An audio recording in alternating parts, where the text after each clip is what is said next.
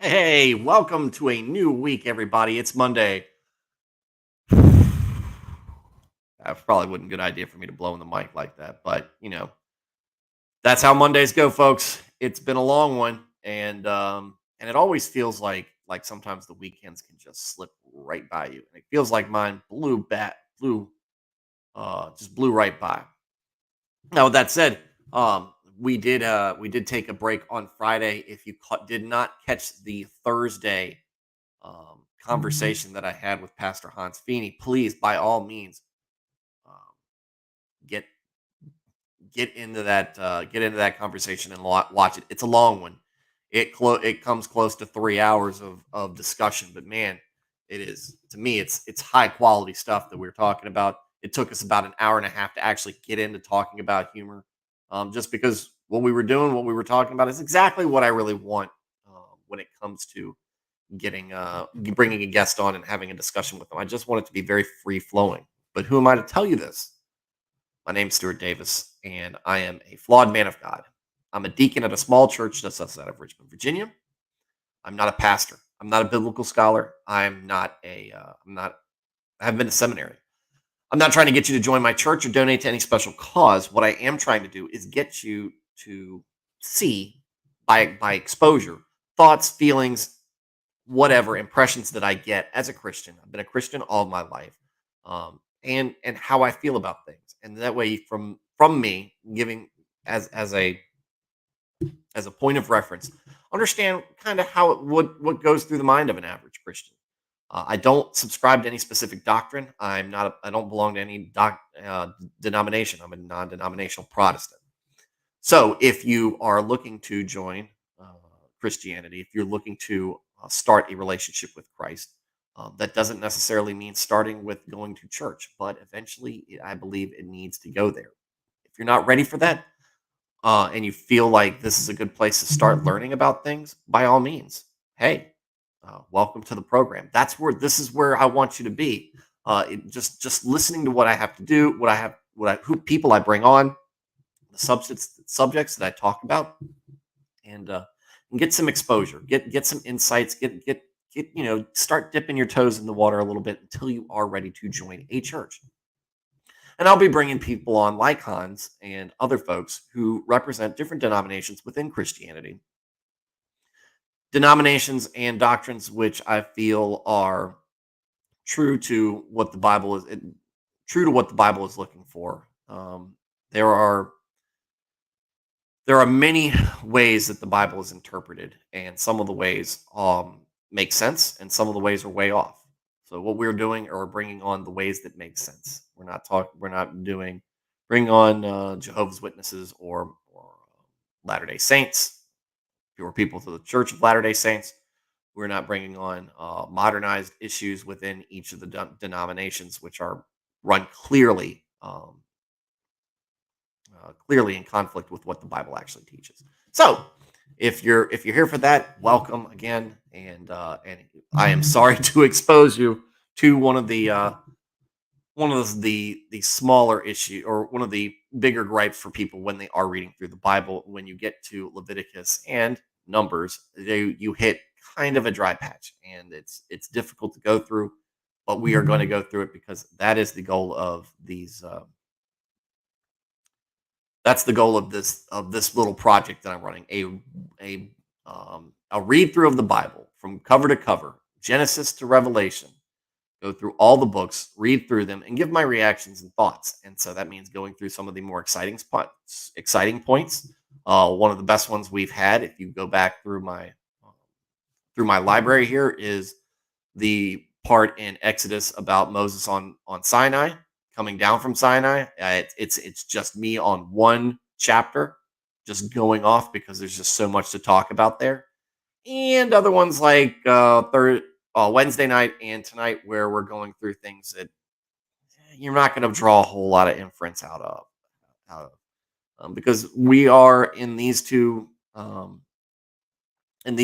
and a little bit of Deuteronomy as well, really talking about stuff that's set aside specifically for building up the infrastructure, building up the faith of the Israelites, and that original covenant that God sets up and establishes before Christ arrives. So, with that said, let's get right into it because it's Monday. It's Monday. I did a good deed today, I think, guys. Um, we'll see how it all pans out, but I think I did a good deed. That's not me gonna. I'm not gonna get into it very much, but it felt good. Mondays again, it's kind of a drag. You're coming off of the weekend. You got to get back to work. I don't know what happened to mine, but got an opportunity to do something good, and I went ahead and pulled the trigger on it, so to speak. And I feel like hopefully it's going to help somebody out when they need it. They need a hand. Um, hopefully this reading will help you. Hopefully you can make it through here because we're in Numbers. Oops, we're a chapter ahead. Let me go back.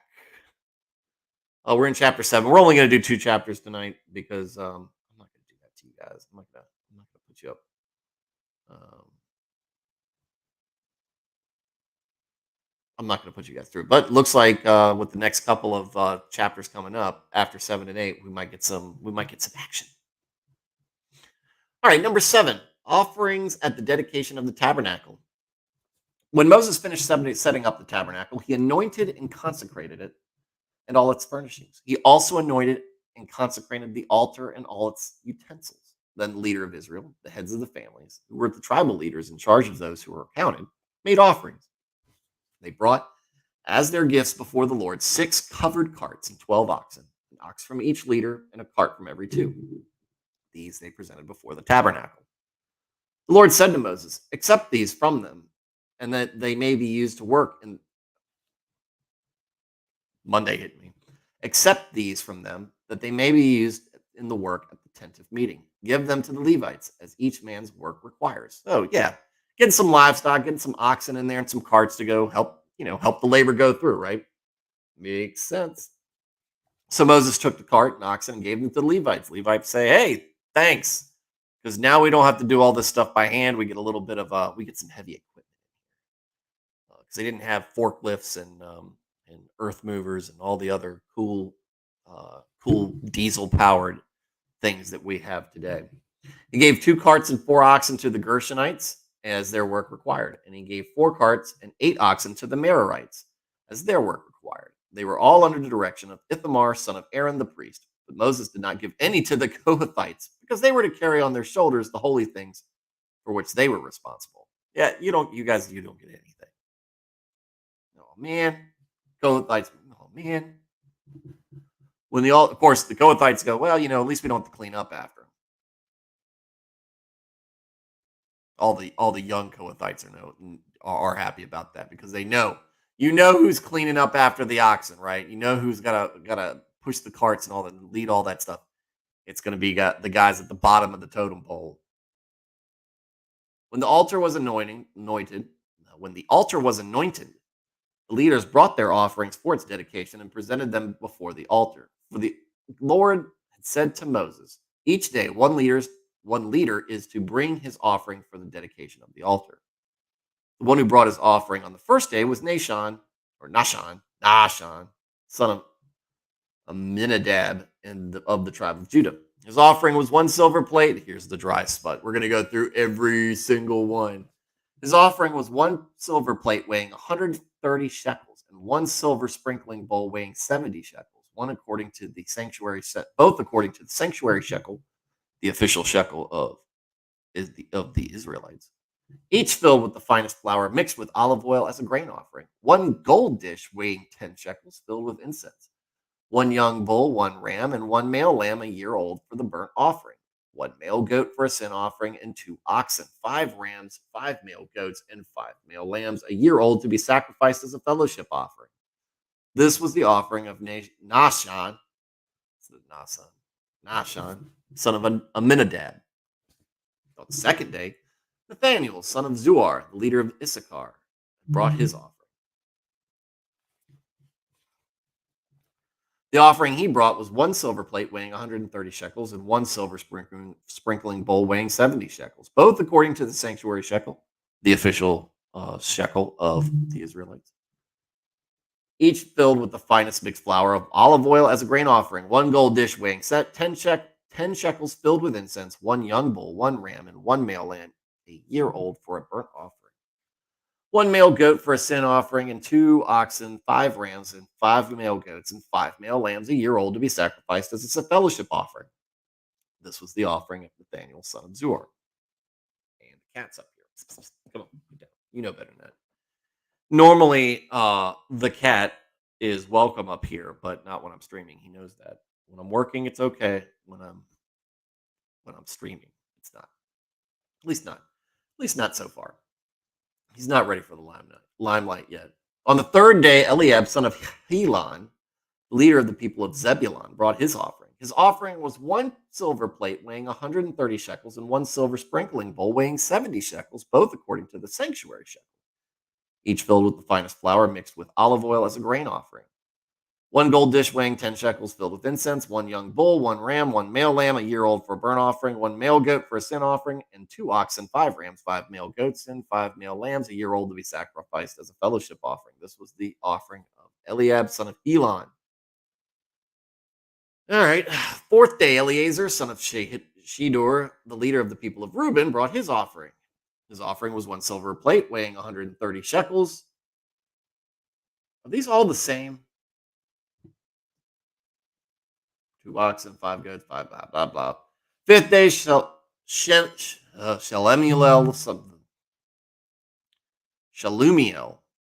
son of Zerashadai.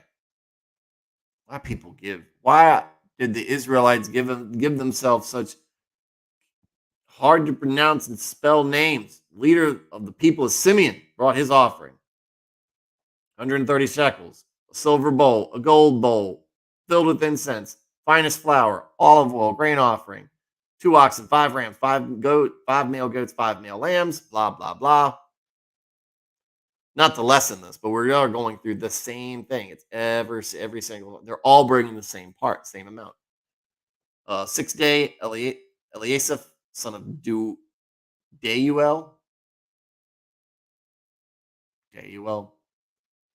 the leader of the people of Gad, brought his offering. They didn't bring gadflies. That's a terrible joke, guys. It's Monday. All right. He brings the same things. Seventh day, Elishama, son of Amihud, leader of the people of Ephraim, brought his offering. Same thing, 130 shekels, silver sprinkling bowl filled with great fine flour, 1 gold dish, 1 bull, all the others. And that was for Ephraim. On the 8th day, Gamaliel, son of Pedazur, the leader of the people of Manasseh, brought his offering. Same thing, 135 shekels on silver plate. On the 9th day, Abidan, son of Gideoni, the leader of the people of Benjamin, brought his offering. 130 shekels, same thing.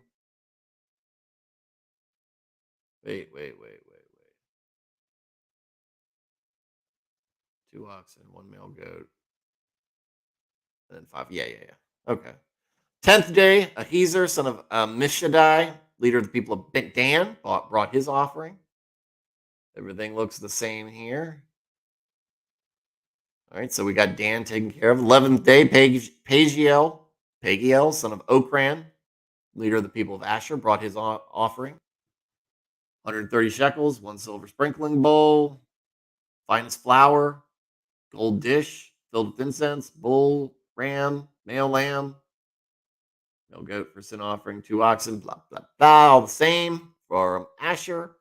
And on the 12th day, we have Ahira, son of Enon, leader of the people of Naphtali, brought his offering, and we'll run through it one more time with feeling. Same as the first verse. His offering was 1 silver plate weighing 130 shekels and 1 silver sprinkling bowl weighing 70 shekels, both according to the sanctuary shekel, each filled with the finest flour mixed with olive oil as a grain offering. 1 gold dish weighing 10 shekels filled with incense. 1 young bull, 1 ram, 1 male lamb, a year old, for the burnt offering. 1 male goat for a sin offering, and 2 oxen, 5 rams, 5 male goats, and 5 male lambs, a year old, to be sacrificed as a fellowship offering. This was the offering of Ahira, son of Enon. That takes care of Naphtali. These were the offerings of the Israelite leaders for the dedication of the altar when it was anointed. Your maiden voyage: 12 silver plates, 12 silver sprinkling bowls, and 12 gold dishes. Each silver plate weighed 130 shekels. Each sprinkling bowl 70 shekels. Altogether, the silver dishes weighed 2,400 shekels. That's a lot of shekels, according to the sanctuary shekels. Altogether, the 12 gold dishes filled with incense weighed 10 shekels each, according to the sanctuary shekel. Altogether, the gold dishes weighed about 120 shekels. The total number of animals for the burnt offering came to 12 young bulls, 12 rams, and 12 male lambs, a year old, together with their grain offering. 12 male goats used for the sin offering. Total number of animals for the sacrifice of the fellowship offering came for 224 oxen, 60 rams, 60 male goats, and 60 male lambs, a year old. These were the offerings for the dedication of the altar after it was anointed.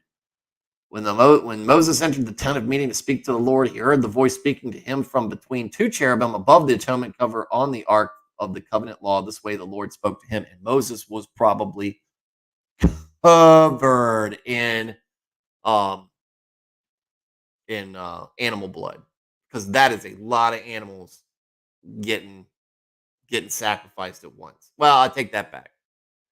Again, this is done each day, but still, it's a lot of killing. There's a lot of blood on the ground.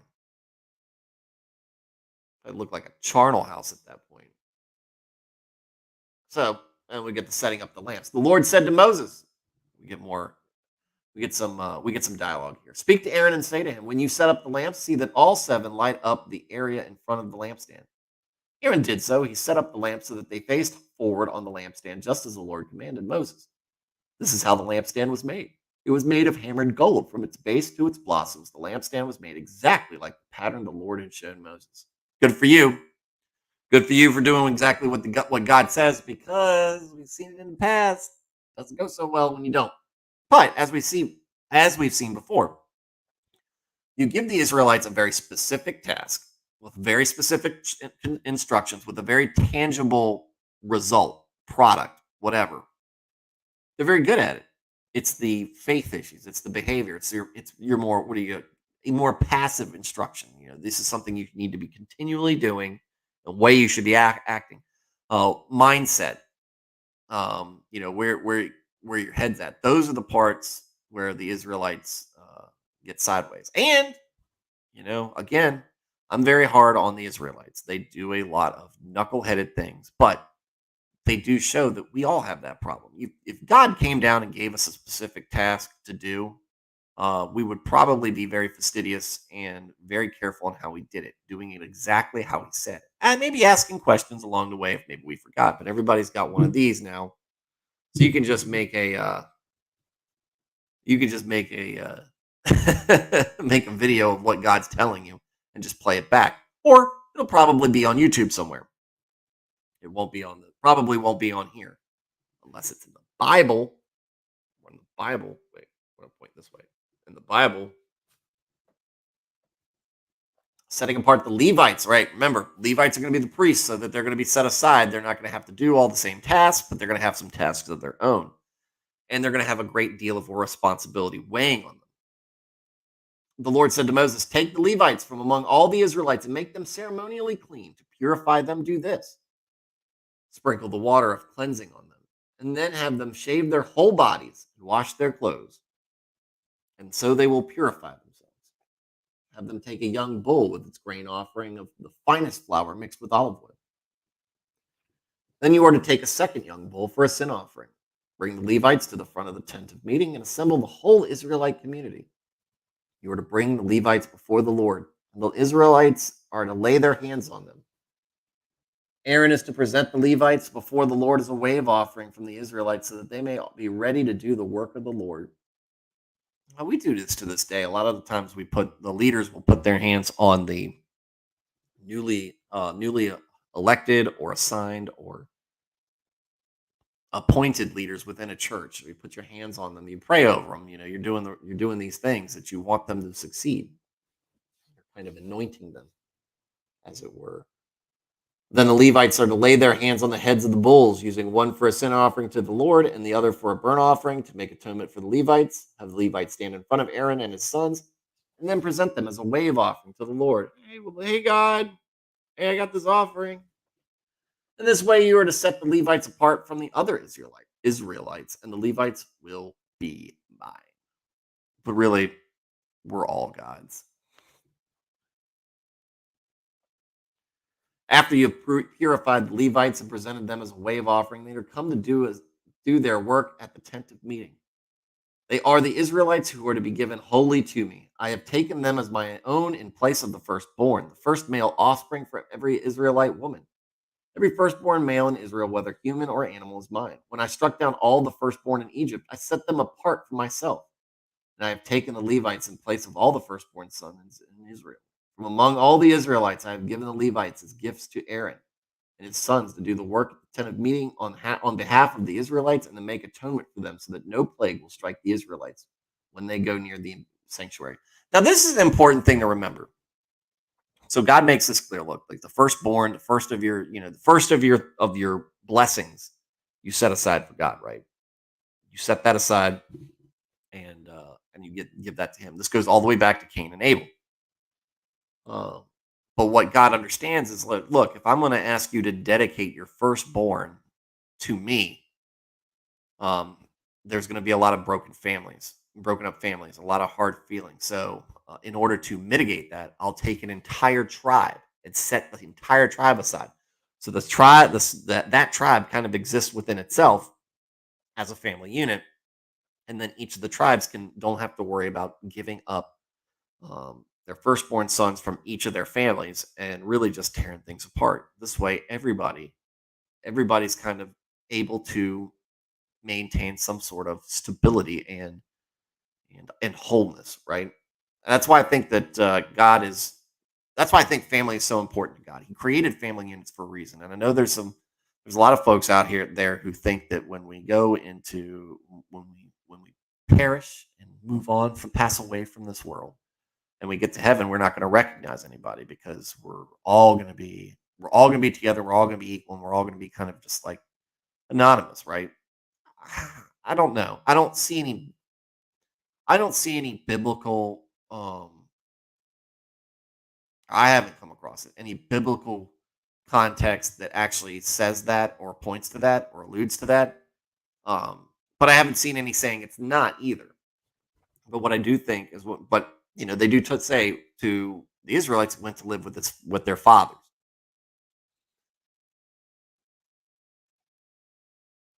I think a lot of what we learn here in life is supposed to teach us more so that we're better prepared for an eternity with God.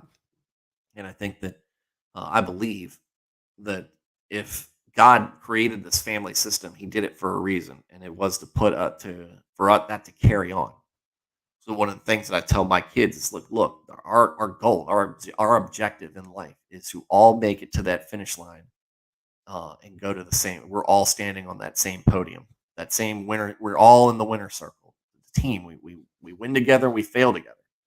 And that means when one's struggling, we pick them up and we bring them along with us because we all want to be together at that last. I've said it before on the show. It's a great party. We want everybody to be there, as many people as possible. Not everybody's going to make it, but we need to make damn sure that our own are there. And then while we're doing that, bring as many along the way as possible. It's incumbent upon us to do that. I think this is very important why God sets things apart like this, why the Levites were set apart in this way. Moses, Aaron, and the whole Israelite community did with the Levites just as the Lord commanded Moses. The Levites purified themselves and washed their clothes. Then Aaron presented them as a wave offering before the Lord and made atonement for them to purify them.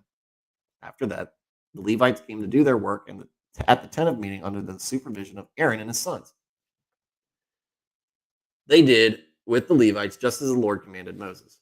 The Lord said to Moses, "This applies to the Levites. Men 25 years old or more shall come to take part in the work at the tent of meeting. At the age of 50, they must retire from their regular service and work no longer. They may assist their brothers in performing their duties at the tent of meeting, but they themselves must not do the work. This, then, is how you are to assign the responsibilities of the Levites." This keeps things in a pretty good, what I say in a maintenance, with my maintenance background in the military, is a phase flow, right? You want everything to be even.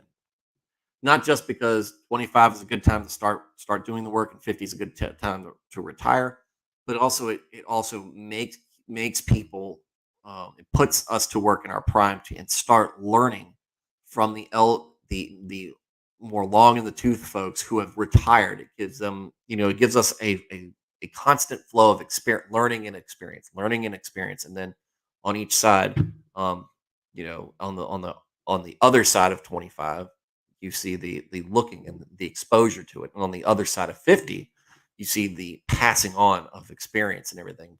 They're not doing the work that makes so that you don't have that gap in not that you don't have that knowledge gap or that talent gap. Definite um, you've got a definite premise. That's not the right word. You've just got a continual stream of productive labor, productive experience, productive service. And again, God knows how to make this work.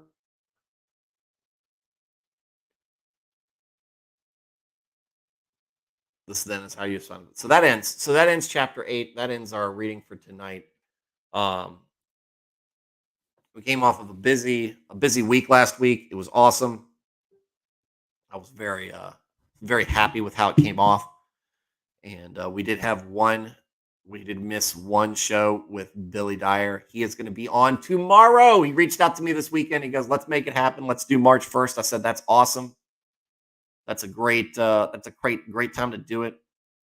And so we will be on tomorrow night at 8 o'clock with him on there talking about apologetics. It's important. We want to prepare our kids the best we can for entering a world where Christianity is often mocked, laughed at, or marginalized, or changed altogether. Again, you won't hear about modernization being promoted here because we don't. I'm not going to say, "Well, God's rules should change now because society is different." Society is degenerate, and we don't want to reflect that in our own personal lives. With that said, everybody, be mindful of everything going on in the world. Be mindful of your neighbor or what's going on locally to you. Be good. Be Just be better people. I'm not saying that it's a struggle. It's a struggle with me as well. There's definitely times where I can every day, every day I find moments where I can improve and I can be better, and where I'm not doing what I should. And it don't necessarily. Sometimes I feel bad about it, but other times I use it as proof that I've still got more to do. I've still got more to do with myself and with the people around me. Try to make that your point of your frame of mind if you think that'll work for you. But in the meantime, folks, I'll see you tomorrow night. Good night and God bless.